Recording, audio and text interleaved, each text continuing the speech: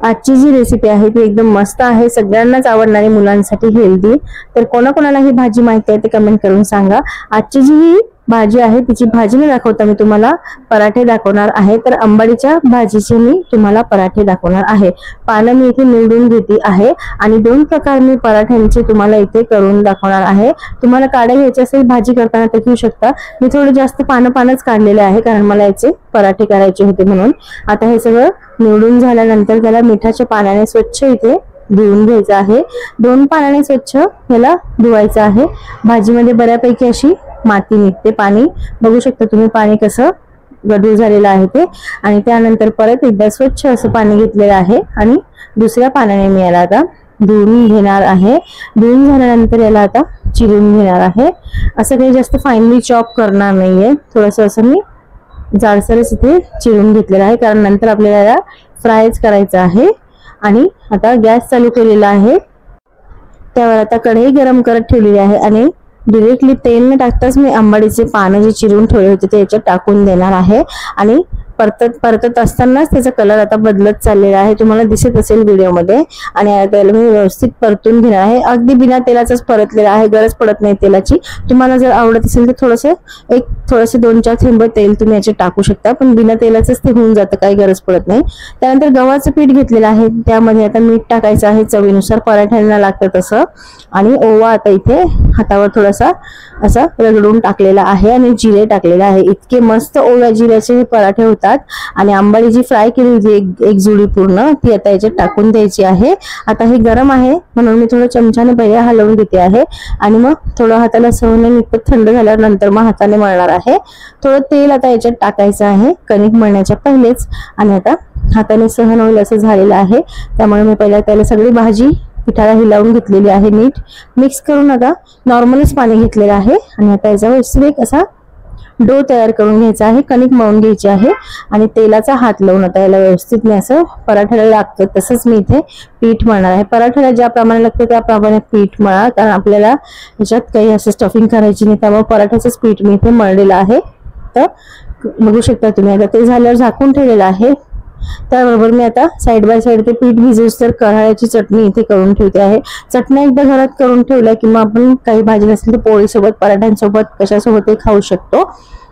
तर कराळ्याची चटणी मी आता इथे बनवून ठेवलेली आहे। तोपर्यंत आता पीठ व्यवस्थित भिजलेलं होतं। आणि चटण्यांच्या रेसिपीज बघायचे असतील तर तुम्ही कमेंट करून सांगा। त्याचबरोबर ओल्या मिरच्यांच्या आणि सगळ्या प्रकारच्या चटण्या पण मी माझ्या चॅनलवर टाकल्या आहेत, त्यामुळे तुम्ही चटण्यांच्या प्रकारमध्ये जाऊन बघू शकता, ओल्या आणि सुक्या चटण्या। आता कणिक सगळं मळलेलं आहे, त्यातून एक पोर्शन तुम्हाला जेवढा हवा असेल पराठ्याची साईज तेवढा साईडला काढून घ्यायचा आहे आणि त्याला पीठ लावून मग व्यवस्थित असं लाटून घ्यायचं आहे। एक हा नॉर्मल प्रकार मी लाटण्याचा तुम्हाला दाखवते आहे आणि दुसरा एक प्रकार मी तुम्हाला दाखवणार जो मी रोज माझ्या रोजच्या कणकेपासून पण मुलांना करून देते। नॉर्मल पोळी खाण्यापेक्षा मुलं तशी एखादी पोळी मग जास्त खातात, कारण मला ती सवय इतकी झाली हाताला की मी तसे पराठे त्यांना रोजच करून देते। आणि तुम्हाला थिकनेस जेवढा हवा असेल तेवढा तुम्ही घ्यायचा आहे, पण पराठे म्हणलं की थोडेसे जाड चांगले लागतात। आणि व्यवस्थित असं तूप, मस्त घरचं तूप आहे मी बनवलेलं, तर तुम्ही तुपाचा किंवा तुम्हाला तूप नसेल आवडत तेलाचा असं हात लावून तुम्ही पराठे असे खमंग असे खरपूस आता इथे भाजून घ्यायचे आहे। कोणाला वाटणार पण नाही आणि समजणार पण नाही, इतके खमंग हे पराठे लागतात। आणि याच्यात आंबाडीची भाजी आहे हे कोणाला समजत पण नाही, मुलं अशीच आवडीने खाऊन घेतात। आणि मस्त असा खरपूस पराठा मी इथे भाजून घेतलेला आहे। आता त्याचबरोबर मी तुम्हाला रोजचा जो मी नॉर्मल कणकेपासून, पोळीपासून जो पराठा मुलांना करून देते तो आता दाखवते मी तुम्हाला कसा करायचं ते। आता एक नॉर्मल अशी चपाती लाटून घेतलेली आहे आणि त्यावर आता मी थोडंसं चपाती लाटून झाल्यानंतर तुम्हाला आकार गोल नाही आला तरी चालेल, त्यावर तूप टाकून घ्यायचं आहे आता। आणि तूप टाकून सगळं मी इथे स्प्रेड करून घेतलं आहे चपातीवर। तूप नसेल टाकायचं तर तेल तुम्ही टाकू शकता आणि सरळ त्याचे असे चिरा मी पाडून घेते। हा पराठा केला की मुलं आवडीने नुसतं सॉस सोबत पण खाऊन घेतात पोळी, तर तुम्ही पण नक्की करून बघा। आणि त्यानंतर आता त्याला असं गोळा गोळा करून त्याचा एक परत रोल करून त्याला गोल केलेला आहे। आणि मग आता त्याचं मी इथे पराठा लाटून घेणार आहे. लच्छासारखे एकदम तो घरच्या कणकेचा पराठा तयार होतो आणि एकदम छान असं थोडा क्रिस्पी कुरकुरीत भाजला की मुलं असेही ते सॉस सोबत किंवा तूप मीठ लावून पण खाऊन घेतात. ते दोन प्रकार मी तुम्हाला याच्यात लाटून दाखवलेले आहे. जितकं तुम्ही तूप सोडत जाल पराठा भाजताना तितकं त्याचे लेयर्स असे सुट्टे होत जातात, जरी याच्यात मैदा नसला तरी. तर तुम्हाला म्हणूनच मी हे दाखवून दिलेलं आहे. आणि याचे अजून बरेच प्रकार मी नॉर्मल पोळ्या जे आपण करतो कणकेची मुलांना करून देते वेगवेगळ्या पद्धतीच्या चपात्या किंवा पराठे, तर तुम्हाला पण ते बघायचे असतील ते कमेंट करून सांगा. आणि ही रेसिपी आतापर्यंत आवडली असेल तर व्हिडिओ लाईक नक्की, थम्स अप द्या, लाईक द्यायला विसरू नका प्लीज, आणि शेअर करा जास्तीत जास्त. त्याचबरोबर माझा व्हिडिओ तुम्ही हाईप जे ऑप्शन आलेलं आहे YouTube मध्ये तर ते तुम्ही करू शकता आणि मला जास्तीत जास्त तुम्ही त्याच्यावर लाईक्स देऊ शकता.